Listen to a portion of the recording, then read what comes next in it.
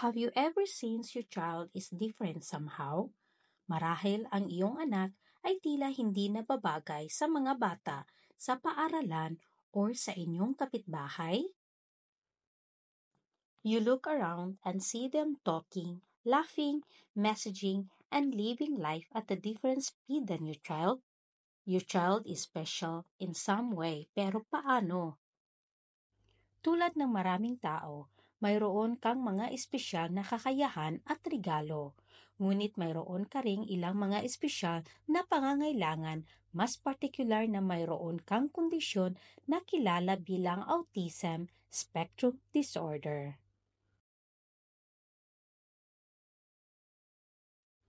ESD stands for Autism Spectrum Disorder, but disorder isn't a very friendly word.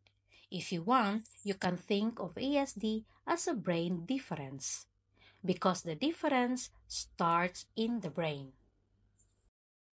Ang ASD ay may epekto rin sa iyong katawan.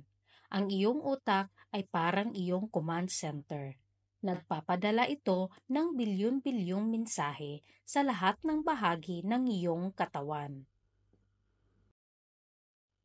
Ang iyong utak ay gumaganap ng isang mahalagang papel sa tatlong mga lugar na may kinalaman sa Autism Spectrum Disorder. Number 1 is komunikasyon or communication. Ito ay tungkol sa kung paano ka makikinig, nagsasalita, sumulat, or nakakarating ng mga mensahe sa ibang tao.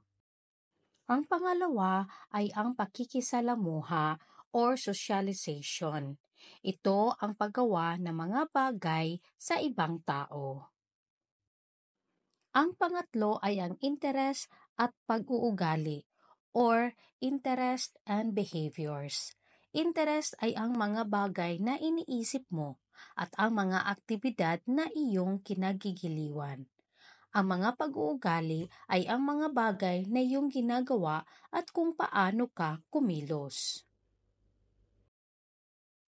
Kung ikaw ay ASD, ang iyong utak ay kailangan magtrabaho ng higit pa pagdating sa pakikipag-usap at pakikisalamuha. Ang lahat ng pagsusumikap na ito ay maaring makaramdaman ka ng pagod o pagkabigo. But you can do it. Rainbows? Ano ang kinalaman ng mga rainbows sa autism spectrum?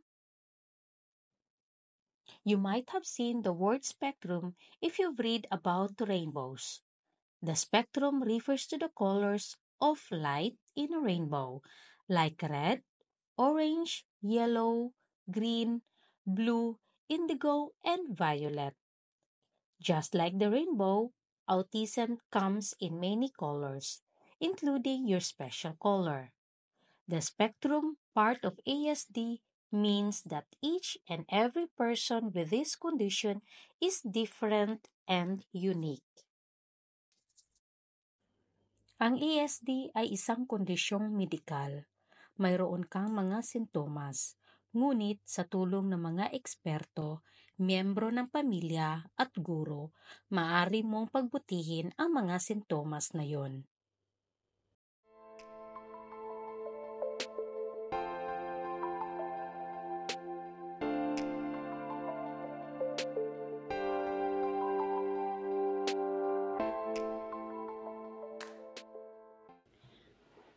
So, sana may natutunan kayo sa video namin for today about autism.